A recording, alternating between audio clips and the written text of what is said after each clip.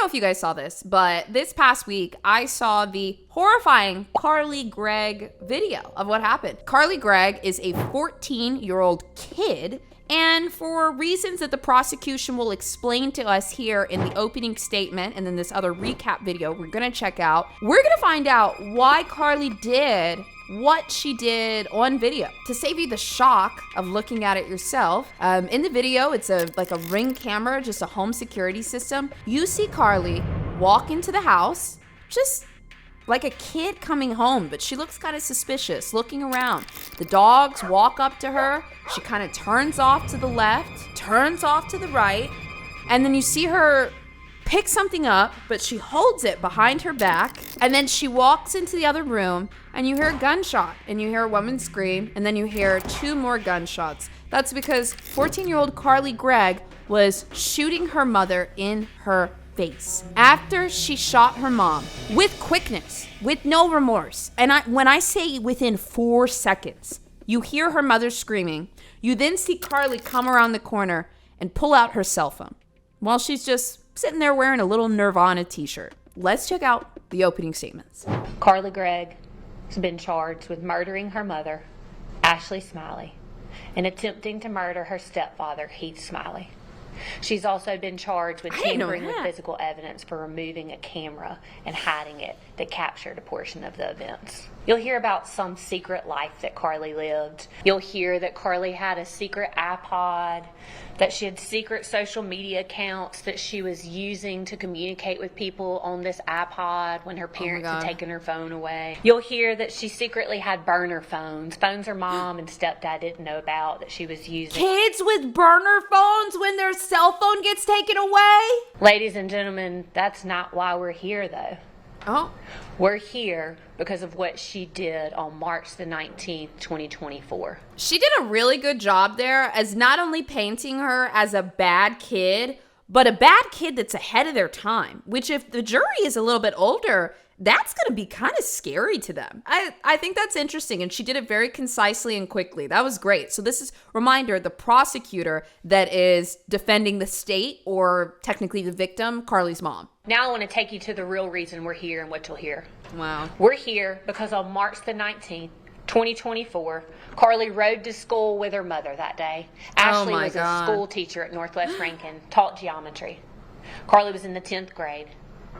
You'll hear that morning she got in a little altercation with one of her friends, cussed him out. But what you'll hear, ladies and gentlemen, from the testimony of this friend is that he was so worried about Carly's use of smoking marijuana, and so worried about her being high, and so worried about her having these burner phones that her mom didn't know about, that he felt compelled to tell Miss Ashley Smiley that day. Ladies and gentlemen, after the incident with Carly that morning, you'll hear that he gets in touch with another friend, and he's like, hey, you got to keep her distracted so I can go tell Miss Smiley what's going on. Ladies and gentlemen, this friend cared about Carly. He was like, I gotta intervene. I got to tell her. I'm afraid of what's happening. You'll hear from him that he did, in fact, tell Miss Smiley. This person's concern wasn't just, oh, she's smoking weed and she's got a burner phone. It's how she was probably acting when she was smoking and vaping, maybe getting paranoid or weird or just super out of it. And she's probably doing weird stuff on her phone. And so her energy comes off as concerning. It's evil or worrisome. And so it's not just, oh, she's vaping and on her phone. It's, yo, she's acting in a way that makes me scared for her and the people around her. Carly Gregg rides in the car home with her mother from school to their house. You'll hear that when they get inside the house, it's only their 2 dogs, Ashley Smiley and Carly Gregg. Immediately, Carly goes and lets the dogs out. You'll hear testimony that Ashley then goes into Carly's room. You'll hear that while Ashley is in her room, that Carly's still outside. At some point, Ashley finds what law enforcement believe to be the 4 boxes that contain vape pens. Testimony will be that we believe she carried them from Carly's room to her bedroom, went back to searching Carly's room. The evidence will show that almost immediately upon Carly coming inside the house, that she walked straight to her mom's side of the bed, and removes a .357 Magnum from under the mattress. Oh, no. We believe the testimony will be that then she concealed that .357 Magnum behind her back. Yep. She shot her mother in the face with a Magnum gun. I don't even know how you can handle seeing the effect of that and then walking up over and picking up your phone. She peeks her head around. We believe the testimony will show that she peeks her head around the kitchen to make sure that her mom hasn't come out of her bedroom. We believe the evidence will then show that she walked with that .357 Magnum behind her back, walked in to her own bedroom, and then fired 3 shots into her mother, killing her. We believe the testimony will then be that very moment after she shot and killed her mother, she then hides that gun back out of the camera, walks back into that kitchen, sits down on a stool with a gun behind her, picks up her mother's cell phone, puts her mom's passcode into the phone. We believe the testimony will be that then she texted her stepdad and said something to the effect of, "When will you be home, honey?" Testimony will be that then she waited. My God. I saw her pick up that phone in the video, and then, oh my God, editor, we don't want to put the whole video in, but can you put up a picture of her just on the phone? That is so terrifying. That is so terrifying. Testimony will be that then she waited for him to respond. "I'll be a little bit longer." She sends him a thumbs up.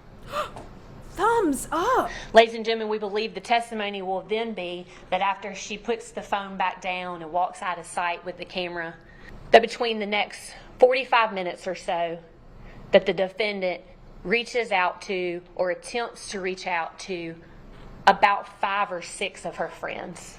Some were FaceTime, some were text messages. She's addicted we to that believe the evidence phone. will show that during this time, she was asking them all for help, trying to get them to come over to her house. She wouldn't tell them why. What? We believe that one of them's going to say he even offered to call 911, and she told him no.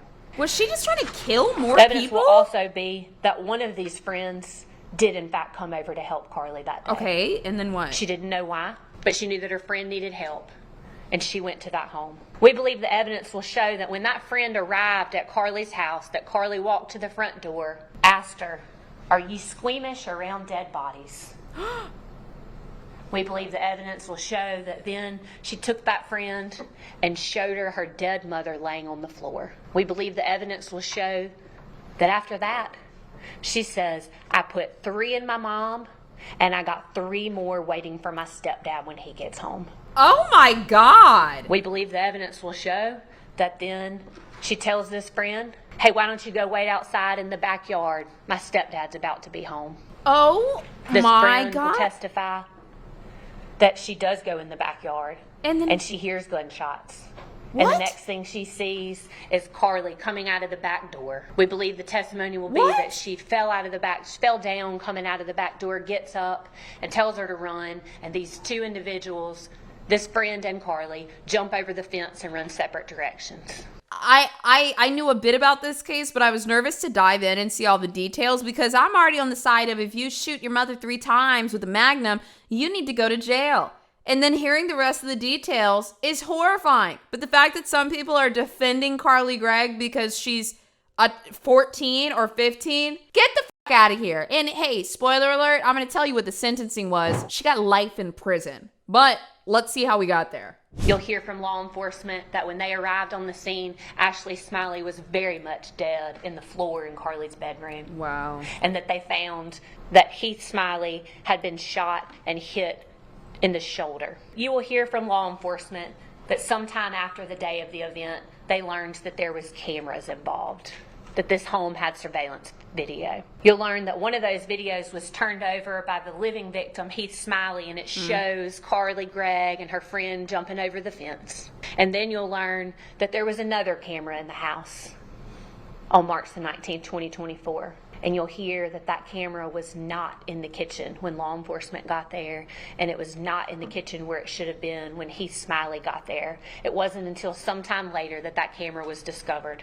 Imagine being so wrapped up in true crime conspiracy land that you watch multiple days of a trial with hours of evidence, but you don't believe that a 14-year-old is capable of homicide. They are. So you want to find somebody else to blame it on that makes the story interesting.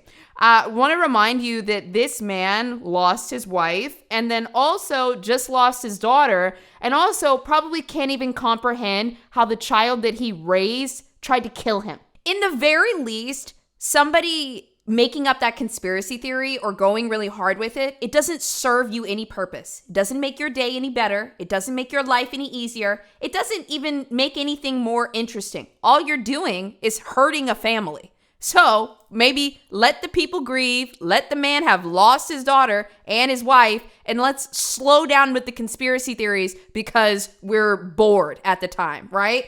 Look, there's always going to be defenders. There's Jodi Arias defenders. There's going to be Carly Gregg defenders. But man, that is crazy to even let that theory spread. This poor family. People don't kill each other just because of mental illness. Like, even if she was diagnosed full-blown schizophrenic, what a fucking jab at the schizophrenic community and the people that take care of themselves and seek help day by day.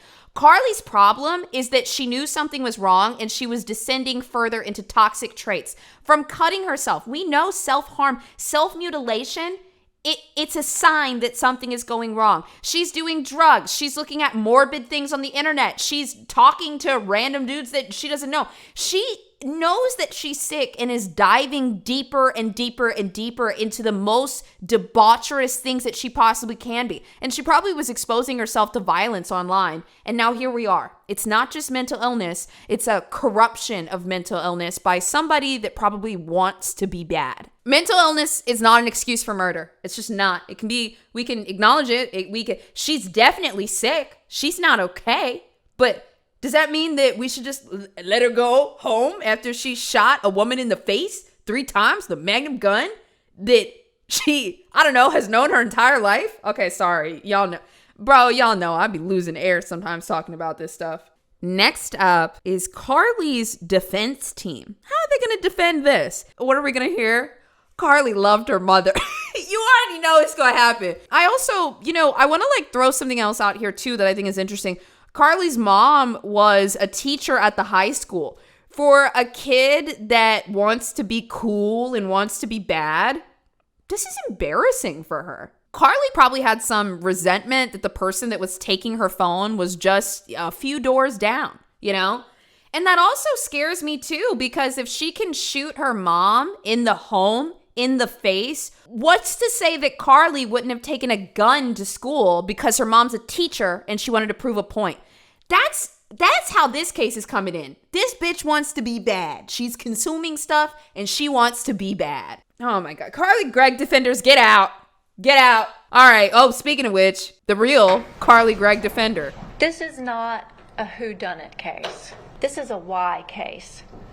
Why did it happen?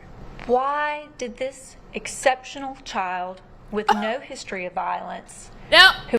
No history of violence? What does that mean to you? What does that mean to you? It just means they ain't got caught yet, or they haven't snapped yet, or they haven't done anything bad yet. No history of violence. Get off my lawn. Who had a good home life, who loved her mother. Why did she shoot her mom? Why did she shoot at her stepfather? The state would like you to believe the answer to those questions don't matter, but we know better than that. The answers to those questions is why we're here today. I do think Carly is deeply disturbed. Her emotional regulation through this, she has no emotion at sometimes, cries at strange times, and scowls at strange times, which can signify a lot of emotional disturbance. However, you killed your mom and then shot your dad in the neck. We're not gonna turn it all off, shut it all down. She's mentally ill. Girl, I'm mentally ill. It's hard to look at a person and know that they have a mental illness. That's why it's often referred to as the invisible disease. Shut up. Most people don't even get diagnosed until they're later in life. And then also a lot of people get an incorrect diagnosis when they're in their teens. There's not enough information yet. And then later on, this is what happened to me. I got a wrong diagnosis at 14. They literally prescribed me medication for it. And then 15 years later, I got a completely different diagnosis. So anyways, all of that to say, whatever diagnosis they gave her at 15, It may not be entirely accurate. She's not even old enough for like all of the symptoms to be displayed, right? Like you can reevaluate a diagnosis years later when you have more information through life history. So who knows what they're going to conjure up and say that she has. But my other thing is I don't have any sympathy for this because I was undiagnosed for like with CPTSD, a severe disorder that affects interpersonal relationships. And I had no idea until I was in my late 20s. It's no excuse. Carly was an exceptional student. This part is all weird to me. Her facial responses to it. I'm like, wait, is she really mentally ill and is like, wait, I really did love my mother. Why did I do this? Or is this manipulative? I don't know. I actually don't know. I don't know. But I firmly believe that it's one of the two. As the prosecution eased him into his testimony, he described his wife, Ashley, who loved being a teacher and loved her kids at school, but also loved her daughter tremendously. How much did Ashley love Carly? They loved each other so much. She just, everything she did, she planned out for Carly and around Carly. Tell us about yours and Carly's relationship before March 19, 2024.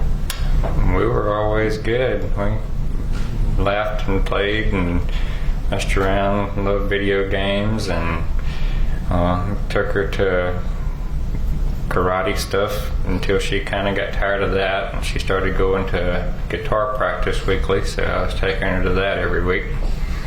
We got along Supported great. his kid? Sometimes with children comes discipline, right? Yes, ma'am. How would you describe the type of parent that Ashley was to Carly? She was, like I said, always thinking about Carly and just Carly's first no matter what. She would do anything in the world for her and would try to get the best for her every day. This man, I don't think he's even remotely come close to processing it. Some people thought it was sketchy that he mouthed "I love you" to Carly, his daughter, at the trial, but who else does he have? And also, he probably feels responsible. He feels like he was the other person in the house. Could he have done something? Should he have done something? This man's just going to sit here and disassociate for weeks and weeks and weeks and weeks. A lot of times in society, we tell men, get to work, don't have any feelings, watch TV, bye. And then something like this happens. He doesn't know what to do. His brain is all kinds of scrambled. It's going to be like that for a couple weeks, months, years. He went on to testify about a few instances Carly got in trouble at school, including an instance of her bringing a knife, which resulted in her being sent to an alternative school. Bitch. No. He testified he and Carly's mother were aware that Carly was self-harming and took her to a therapist. And you don't have any personal knowledge about any medication that was prescribed, do you? Not until after this. I knew she'd been on one and they changed her up to something else. Did you actually physically see Carly taking her medication? Ashley would have her go get it and make sure she was taking the whatever it was, one a day or whatever. She kept an eye on that. Do you know if on March the 19th, 2024, did you see Carly take any medicine? The 19th? Yeah, March the 19th of 2024.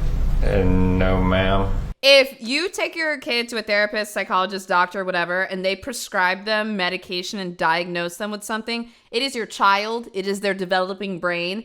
Do not just start shoving the pills down their throat. Maybe get a second opinion before you put your kid on life-changing medications that need to be monitored, especially if they've been misdiagnosed, you know? It's very possible. So anyways, they just said that they were watching her take the pills. One, your kid probably ain't taking them fucking pills. If they don't want to take them, they'll figure it out. And second, if you are putting your kid on pills, I think you should get a second opinion before you do it. Anyways, that's not really that pertinent to the case. It's just my opportunity to share that on a platform because it's very, very important to me. When the prosecution asked Heath about the morning of his wife's murder, he said the day began as normal, but would receive a message on his phone from his wife that he believed was actually from Carly. Oh my Got it God. and went to work That is just haunted. like always.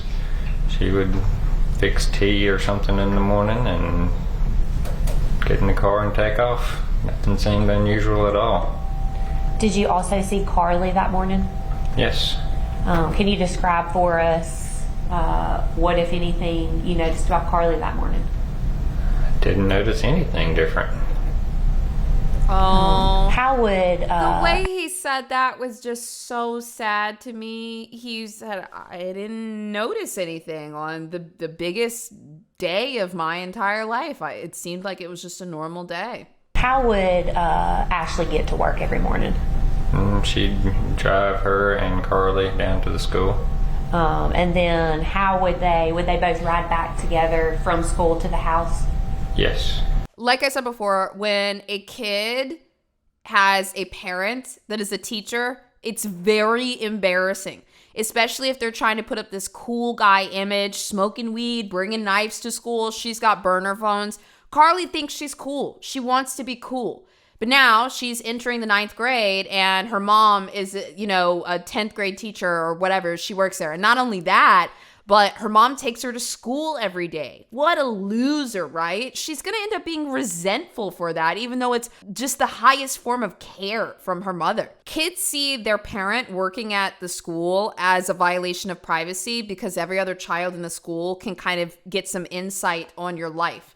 Most kids don't know what, the kid that's sitting next to them, they don't know what their mom is like, but everybody knows who Carly's mom is. Tell us about what that next message is that you got from Ashley's phone, Heath. Said, "You almost home, honey." Does that sound like something Ashley would typically say to you? Oh, he looks so upset. Not typically. How the did you dumbasses look at this lost, confused man and peg him as a person that hired his daughter as a hitman? Do you guys watch true crime? Do you? Seriously, does this seem like a mastermind to you or another dude that puts his lunchbox on the counter and sits in the chair? You fucking idiots. Are you serious? Y'all think you're Sherlock. No way. Not typically, but yes, it wasn't he is broken. Totally out of the realm. I think she would have phrased it slightly different, but I don't know. What time was that text message sent to you? That says 4:14. Do you recall telling law enforcement that you thought that Carly actually sent you that text instead of Ashley? I was wondering about that one at the time. Imagine not knowing if the last message from your now deceased wife is from her or the person that killed her. Him not getting that closure makes me so upset. Yeah, I would shut down too. He testified when he came home on March 19th, he was met with a gun. Yeah, and that is terrible to see your kid like that. He thinks that he failed his daughter. He thinks that he failed his wife on the day that she was killed. And now, think about it. What options does he have? If he, turns his back on her, he's going to feel like he failed her again. He probably feels like the only way he can rectify what all has happened is by supporting her. And I would leave my kid in the jail cell. However, I get it. What did you remember seeing, Heath? Just gun flash in my face, and then went off 2 more times, but my hand was on the gun after the first shot, and I twisted it from her. Who was pointing that gun at you? It was Carly. Who pulled the trigger when you opened the door? The first one I know was Carly. After that, my hand was on the gun too, and I know I had a scratch on my thumb and all. I very well could have hit it, I know, that 3rd time. I think a lot of people wouldn't lunge for a gun with a random shooter, but if you saw your 14-year-old child with a gun, yeah, you might try to take the gun from them, especially after they just fired it. Did you ever get struck by a bullet? Yes, one of them kind of grazed right through this muscle up here. Can you tell, ladies and gentlemen, what did that feel like? I know this sounds weird, but I honestly have never felt it to this day. When the gun went off in your face, tell, ladies and gentlemen, was your body in a state of shock? Not at that moment. I was trying to figure out what was going on.